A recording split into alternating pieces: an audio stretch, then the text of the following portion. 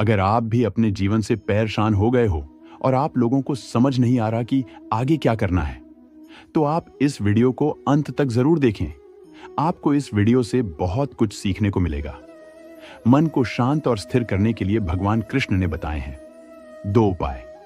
किसी भी चीज को समझने के लिए सबसे पहले मन को शांत रखना चाहिए और फिर काम पर ध्यान देना चाहिए, क्योंकि हम मन से ही प्रश्न खोज लेते हैं और मन में ही जवाब देकर बैठ जाते हैं। भगवान कृष्ण ने मन को शांत रखने के लिए 2 चीजें बताई हैं। भगवत गीता में भगवान श्री कृष्ण कहते हैं, मन का बेचैन होना उसका स्वभाव है।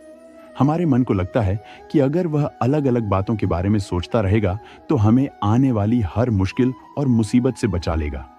पर ऐसा होता नहीं है। हम अपने जीवन का काफी अधिक समय सोच विचार करके परेशान होने में निकाल देते हैं। वीडियो में आगे बढ़ने से पहले जो लोग भी हमारे चैनल पर नए आ रहे हैं, प्लीज हमारे चैनल को सब्सक्राइब कर लीजिए और बेल आइकन को ऑल पर सिलेक्ट कर लीजिए, ताकि आप हमारी एक भी वीडियो मिस ना कर पाए। तो चलिए वीडियो शुरू करते हैं। भगवान श्री कृष्ण कहते हैं कि मन का यह स्वभाव बदलना मुश्किल जरूर है, असंभव नहीं। अच्छा, अब आप एक बात बताइए, क्या आप कौए को कह सकते हैं कि वो कांव कांव की आवाज ना करे?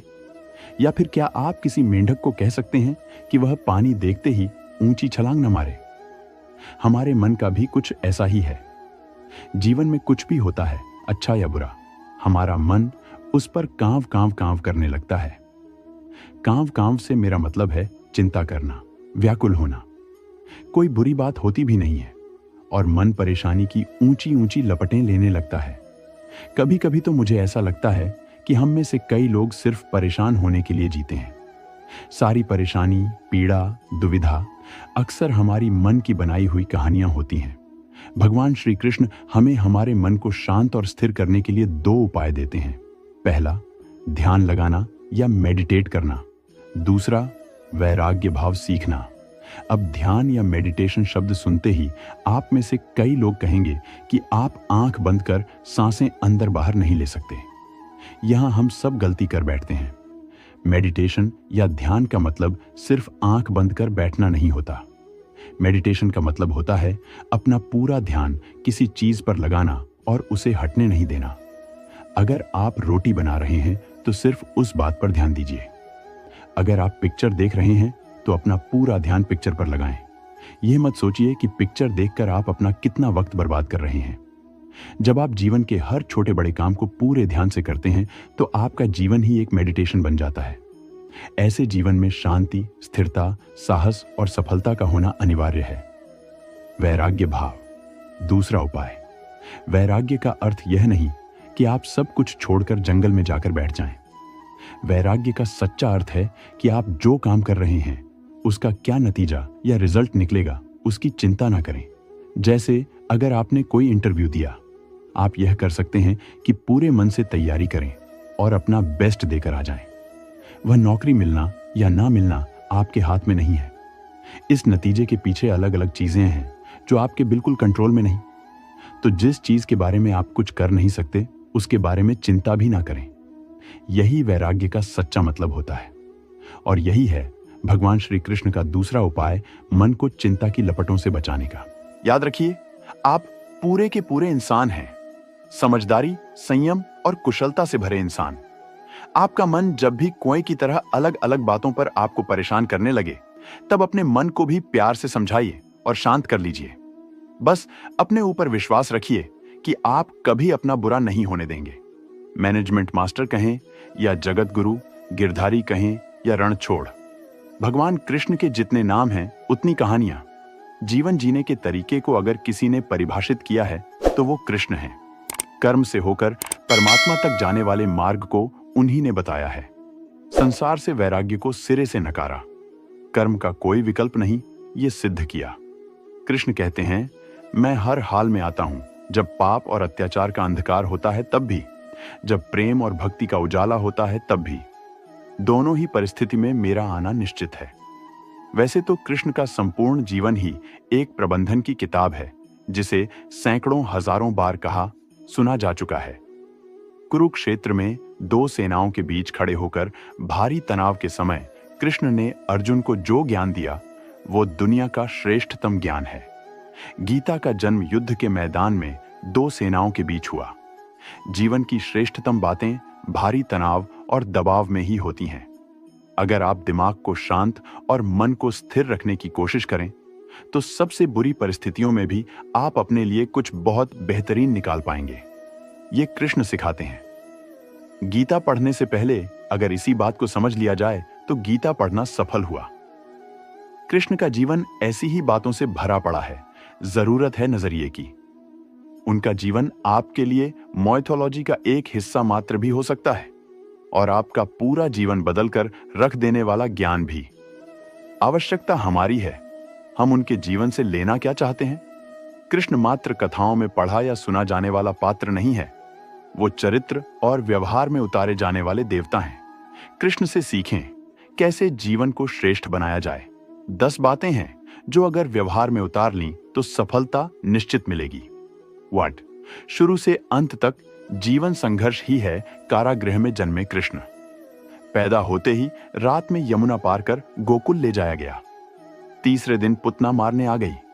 यहां से शुरू हुआ संघर्ष देह त्यागने से पहले द्वारिका डुबोने तक रहा। कृष्ण का जीवन कहता है, आप कोई भी हो, संसार में आए हैं तो संघर्ष हमेशा रहेगा। मानव जीवन में आकर परमात्मा भी सांसारिक चुनौतियों से बच नहीं सकता। कृष्ण ने कभी किसी बात की शिकायत नहीं की, हर परिस्थिति को जिया और जीता। कृष्ण कहते हैं, परिस्थितियों से भागो मत, उसके सामने डटकर खड़े हो जाओ, क्योंकि कर्म करना ही मानव जीवन का पहला कर्तव्य है। हम कर्मों से ही परेशानियों से जीत सकते हैं। 2 स्वस्थ शरीर से ही विजय है। कृष्ण का बचपन माखन मिश्री खाते हुए गुजरा। आज भी भोग लगाते हैं हम, लेकिन ये संकेत कुछ और है। आहार अच्छा हो, शुद्ध हो, बल देने वाला हो। बचपन में शरीर को अच्छा आहार मिलेगा तो ही इंसान युवा होकर वीर बनेगा। शरीर को स्वस्थ रखना है तो बचपन से ध्यान देने की जरूरत है। ये पेरेंटिंग के दौर से गुजर रहे युवाओं के लिए बड़ा मैसेज है। अपने बच्चों को ऐसा खाना दें जो उनको बल दे। सिर्फ स्वाद के लिए ही ना खिलाएं, तभी वे बड़े होकर स्वयं को और समाज को सही दिशा में ले जा पाएंगे। 3. पढ़ाई किताबी ना हो, रचनात्मक हो। कृष्ण ने अपनी शिक्षा मध्य प्रदेश के उज्जैन में सांदीपनी ऋषि के आश्रम में रहकर पूरी की थी। कहा जाता है 64 दिन में उन्होंने 64 कलाओं का ज्ञान हासिल कर लिया था। वैदिक ज्ञान के अलावा उन्होंने कलाएं सीखी। शिक्षा ऐसी ही होनी चाहिए जो हमारे व्यक्तित्व का रचनात्मक विकास करे। संगीत, नृत्य, युद्ध सहित 64 कलाओं कृष्ण के व्यक्तित्व का हिस्सा हैं।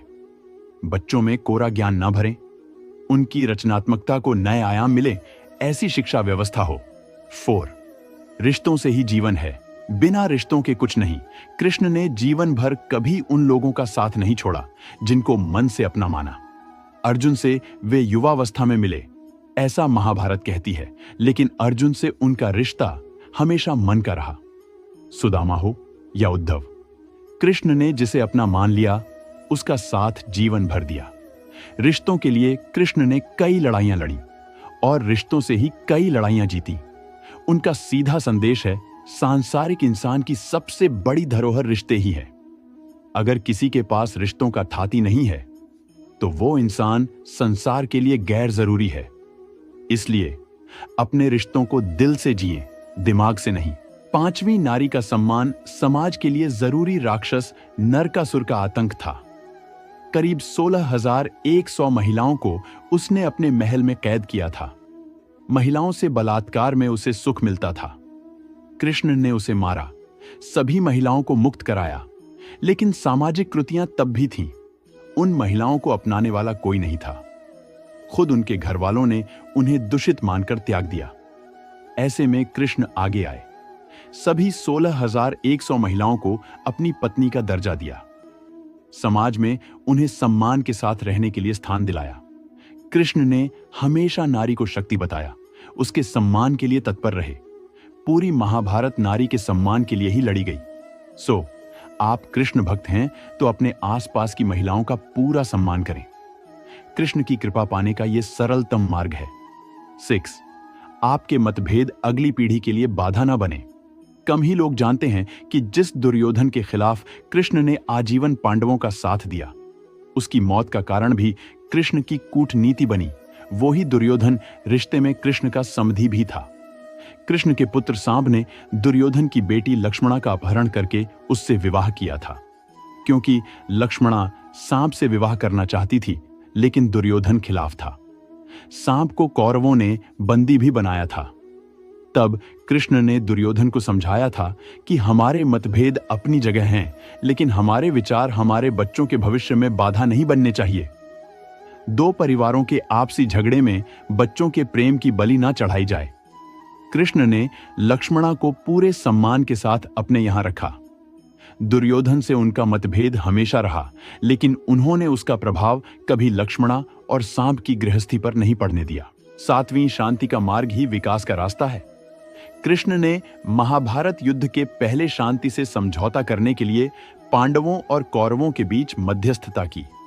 हालांकि दोनों ही पक्ष युद्ध लड़ने के लिए आतुर थे, लेकिन कृष्ण ने हमेशा चाहा कि कैसे भी युद्ध टल जाए। झगड़ों से कभी समस्याओं का समाधान नहीं होता है। शांति के मार्ग पर चलकर ही हम समाज का रचनात्मक विकास कर सकते हैं। कृष्ण ने समाज की शांति से मन की शांति तक दुनिया को यह समझाया कि कोई भी परेशानी तब तक मिट नहीं सकती जब तक वहां शांति ना हो, फिर चाहे वो समाज हो या हमारा खुद का मन। शांति से ही सुख मिल सकता है, साधनों से नहीं। 8. हमेशा दूरगामी परिणाम सोचें। महाभारत में जुए की घटना के बाद पांडवों को वनवास हो गया। कृष्ण ने अर्जुन को समझाया कि यह समय भविष्य के लिए तैयारी करने का है। महादेव शिव, देवराज इंद्र और दुर्गा की तपस्या करने को कहा। कृष्ण जानते थे कि दुर्योधन को कितना भी समझाया जाए, वो पांडवों को कभी उनका राज्य नहीं लौटाएगा। तब शक्ति और सामर्थ्य की जरूरत होगी। कर्ण के कुंडल कवच पांडवों की जीत में आड़े आएंगे, ये भी वे जानते थे। उन्होंने हर चीज पर बहुत दूरगामी सोच रखी। कोई भी फैसला तात्कालिक आवेश में नहीं लिया, हर चीज के लिए आने वाली पीढ़ियों तक का सोचा। यही सोच समाज का निर्माण करती है। 9वीं परिस्थिति में मन शांत और दिमाग स्थिर रहे। पांडवों के राजसूय यज्ञ में शिशुपाल कृष्ण को अपशब्द कहता रहा। छोटा भाई था, लेकिन मर्यादाएं तोड़ दी। पूरी सभा चकित थी, कुछ क्रोधित भी थे, लेकिन कृष्ण शांत थे, मुस्कुरा रहे थे। शांति दूत बनकर गए तो दुर्योधन ने अपमान किया। कृष्ण शांत रहे। अगर हमारा दिमाग स्थिर है, मन शांत है, तभी हम कोई सही निर्णय ले पाएंगे। आवेश में हमेशा हादसे होते हैं, ये कृष्ण सिखाते हैं। विपरीत परिस्थितियों में भी कभी विचलित नहीं होने का गुण कृष्ण से बेहतर कोई नहीं जानता। 10. लीडर बने, श्रेय लेने की होड़ से बचें। कृष्ण ने दुनिया भर के राजाओं को जीता था। जहां ऐसे राजाओं का राज्य था जो भ्रष्ट थे, जैसे जरासंध, लेकिन कभी किसी राजा का सिंहासन नहीं छीना। कृष्ण के पूरे जीवन में कभी ऐसा नहीं हुआ कि उन्होंने किसी राजा को मारकर उसका शासन खुद लिया हो। जरासंध को मारकर उसके बेटे को राजा बनाया, जो चरित्र का अच्छा था। सभी जगह ऐसे लोगों को बैठाया जो धर्म को जानते थे। कभी किंग नहीं बने, हमेशा किंग मेकर की भूमिका में रहे। महाभारत युद्ध में भी खुद हथियार नहीं उठाया, पूरा युद्ध कूटनीति से लड़ा। पांडवों को सलाह देते रहे, लेकिन जीतने का श्रेय भीम और अर्जुन को दिया। तो दोस्तों, आपको यह वीडियो कैसी लगी मुझे कमेंट सेक्शन में बता देना। और हमारे चैनल को सब्सक्राइब करना मत भूलना। तो मिलते हैं अगले वीडियो में, तब तक के लिए धन्यवाद।